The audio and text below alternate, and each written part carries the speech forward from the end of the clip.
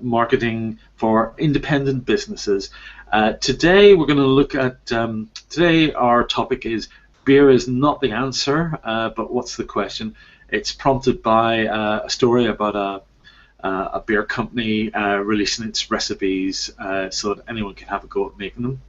So I'm joined today by Catherine Baldwin. Hello. Hi, I'm Catherine, as Kevin mentioned. I'm from CB Graphics.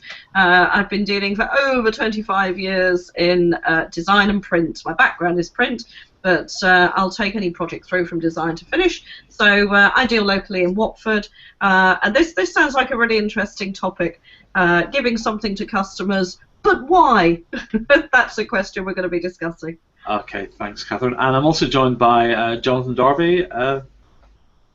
Okay, well, my background is primarily a media director for one of the number one, number two, or number three UK media buying operations, and then going internationally and effectively becoming a communications planning director for the likes of WPP, Omnicom, etc. So my background, I suppose, is blue chip and corporates, but they do some surprising tactics in terms of marketing as well. So yes, this is going to be a good topic.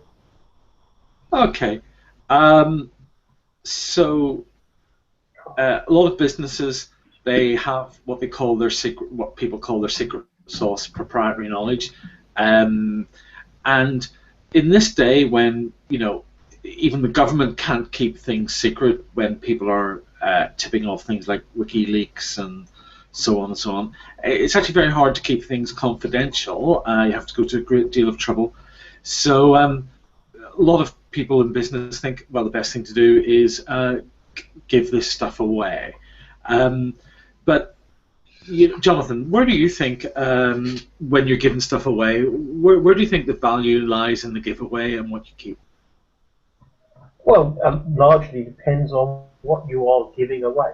The interesting thing with this story about the brewery and their beers and giving away the recipes is that they are in the position of being the experts, and lots of companies, I mean famously Coca-Cola, keep their recipe locked away in a safe in Atlanta. No one's allowed to know. It's a big secret.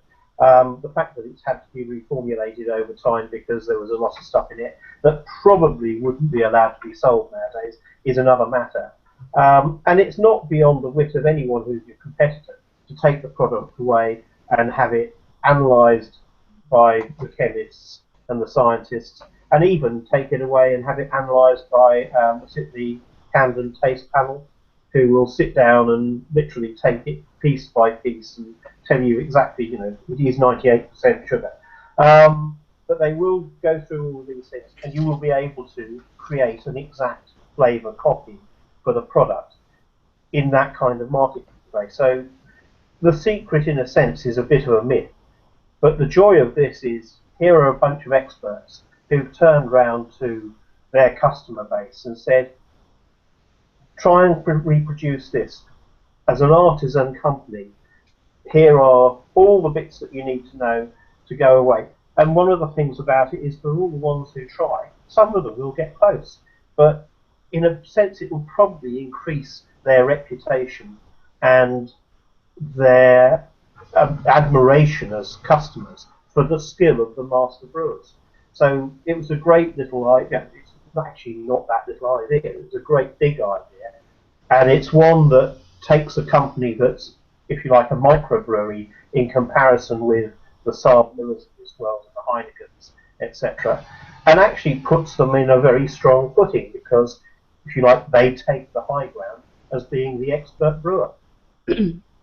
And Catherine, do you have any insights on people giving away their secret sauces? Yeah, well, I mean, I was going to mention, I mean, it's Brewdog that we're talking about. I think everybody's probably guessed that, giving away their recipes. But it wasn't just the fact that they were giving away their recipes. What they would do was giving back to the people who've made them successful in the first place. And this was their philosophy behind it. And I think that's a philosophy that can actually follow through into any business. this, whether it's big or small, but certainly giving something back to the people who put you in the position where you are now. Obviously, with with the case of this brewing company, they're very confident in their product. They're very happy with the fact that what they've done is share these recipes with the full knowledge that actually it's not actually going to damage their revenues in terms of the sales of their beers. No one is going to make them on a large scale that they can do themselves, of course, but it's an inclusive measure whereby the customers who are actually using them can feel part of the company, and I think that's important. It's a very strategical move to, as I say, open up the forum and say to their customers, look, you put us here, we want to include you in our success, come along for the ride. So yeah, I think there's lessons to be learned there, certainly in terms of in my industry, which I say is design, graphics, print. You can offer bits and pieces to customers. I have lots of collaborative conversations with people who come to me and say, look, I really want you to do this for me. Can you help with this? And rather than sometimes just doing it, I'll show them how it's done. So that actually maybe they could do a bit of that themselves and then give me something more in the future, So a collaborative sort of approach can be very inclusive, can sort of help to build a community around the company, around the business that you're in. Yeah, I think that's quite interesting, that whole collaboration thing. Speaking of people who've given stuff away, my son showed me a video that was done by the chief executive of McDonald's Canada, and what he did was he showed you how to actually make your own Big Mac. And I was so impressed by this video because it's clearly not rocket science.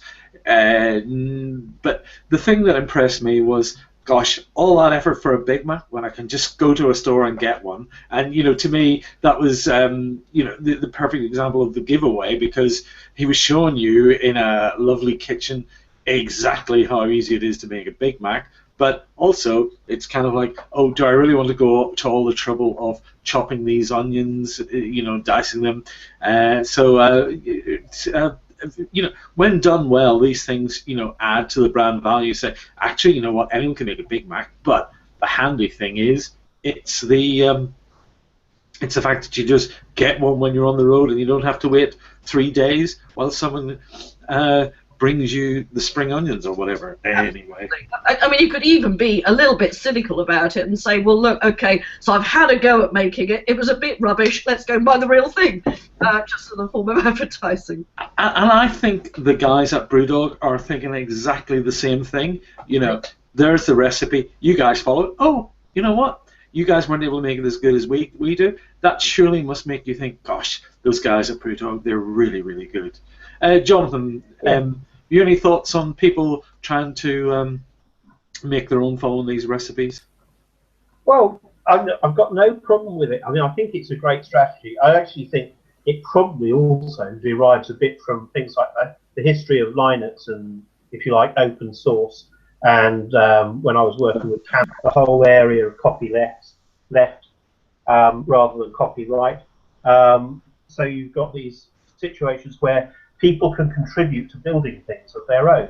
And now we have, let's say, in the IT, so for people doing home automation and all sorts of other things, the likes of Raspberry Pi, where you can go away and build things to your own specification and to do things that you want it to do, rather than just buy something off the shelf. I suppose you could also say the whole idea of the Apple and Android apps and things like that, where loads and loads and loads of, if you like, micro developers were invited to go away with the source code, if you like, and come back with something that actually had a purpose and they could make and market themselves. So, in a sense, it's a great piece of democratization of intellectual property. And in some ways, some people would be, in the traditional business model, absolutely terrified of it.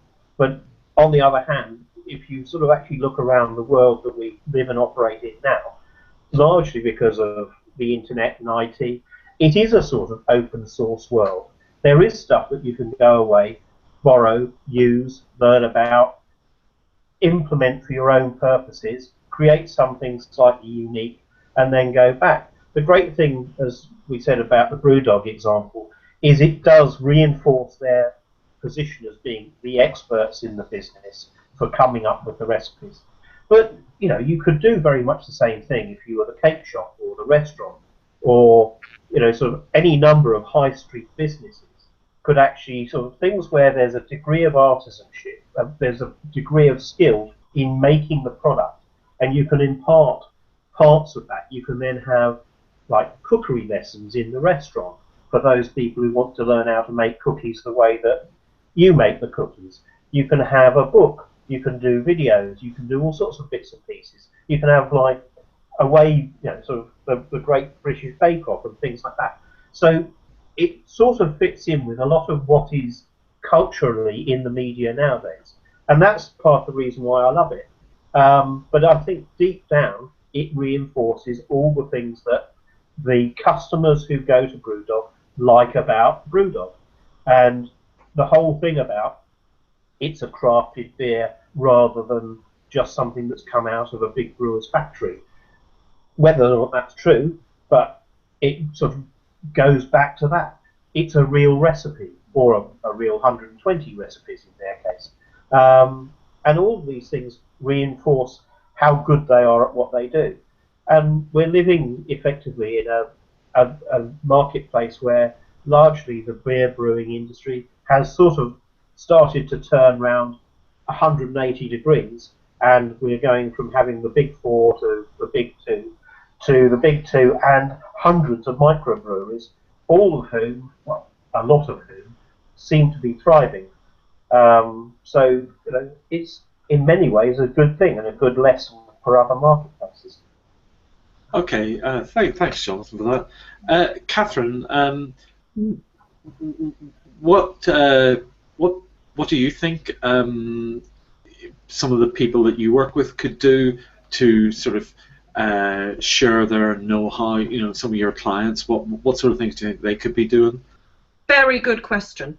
Yeah, there's lots of things people can do, actually. I was just thinking about this earlier. For instance, if you're celebrating 5 years in business, why not hold an event and invite some of your customers, colleagues, or whatever to come and join in that?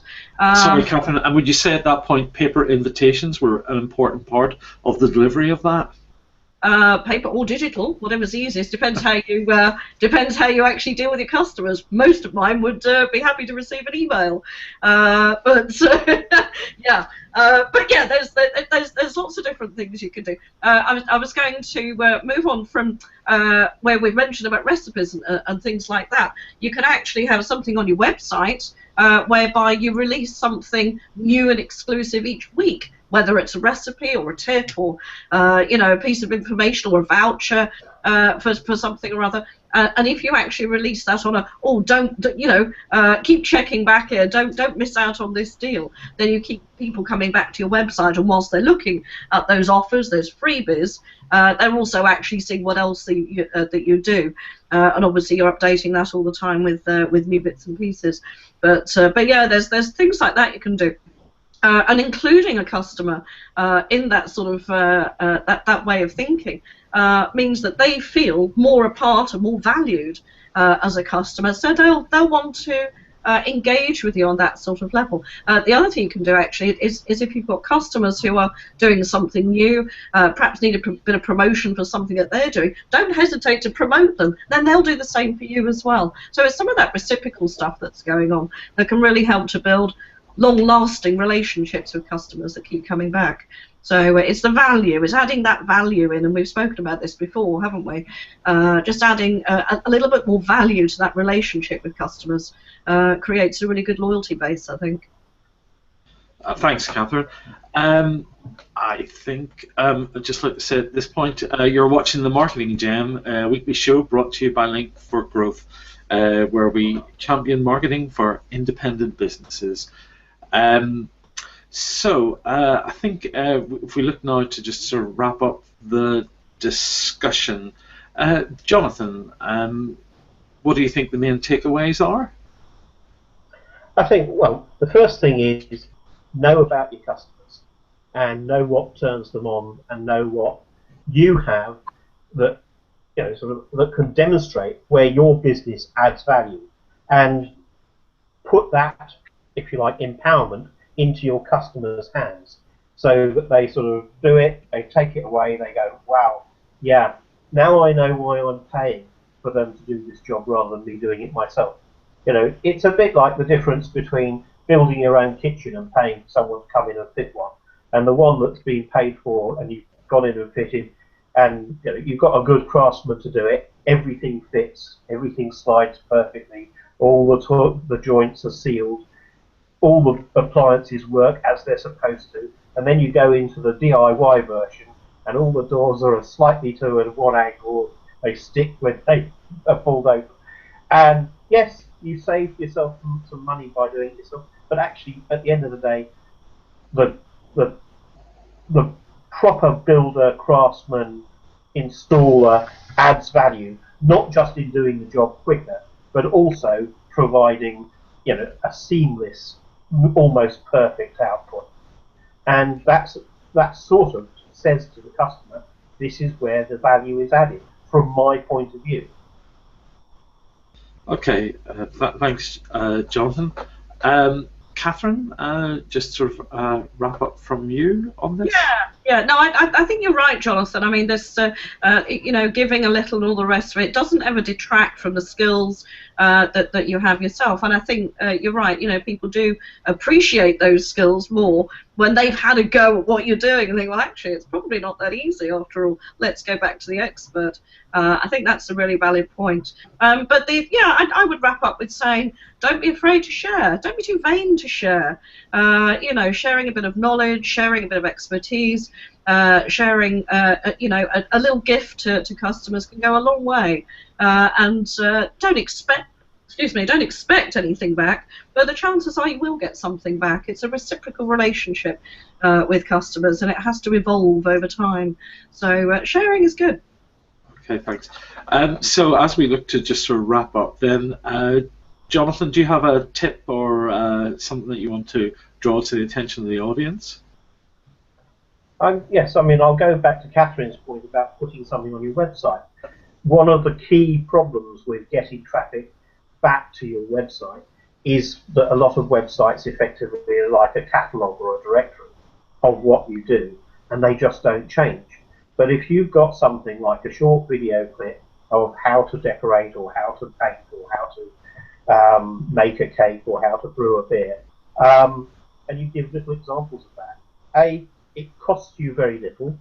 It's a gift that sort of keeps on giving. It's not like having to give a discount off your product every 5 minutes, but it's a very good way of getting people to come back and revisit your website and review the things that you're doing. And the people who are more enthused and more active in your marketplace are the ones who are most likely to keep on coming back and watching your video clips or your tip of the week. A good point to move to Catherine and say, what's your tip of the week? Hey, yes, my tip of the week this week would be have a look at your customers, have a look at your business, and see what can you give back. What can you do? What can you offer? Perhaps make a little short list of things that could work. As I say, whether it's some sort of voucher deal, whether it's a website incentive, a posting of something on a weekly basis to keep drawing people in, or host an event. We've got an anniversary coming up for the business. Include customers. See what you can do to include customers, and see what you can do for them as well. It works both ways. Okay, thanks, guys. Building on that comment, was invite customers to appear in your video, endorsing what you do. It's one of the most powerful ways of getting other people to buy your product. Anyway, sorry about that. Yeah, good point. Yeah, thanks for that, guys. Just going to sort of wrap up to say that, as Catherine said multiple times, give back. It's often the cheapest, easiest way to extend the reach of your brand. This conversation that we've had today, prompted by Brewdog's giving away their recipes, that's given them a marketing reach and a penetration that goes way beyond their core market.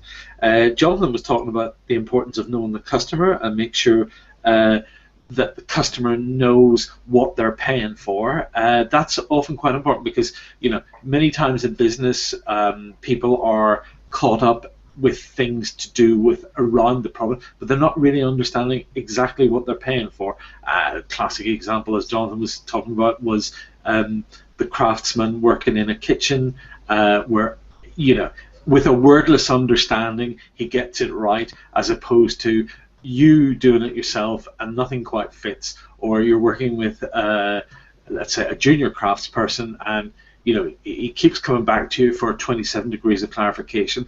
At the end of the day, as people working in business, it's important that we know what exactly we're doing to create the value, and as owners of those businesses we have to understand some of the stuff we have to do to get to the point to actually sell our things.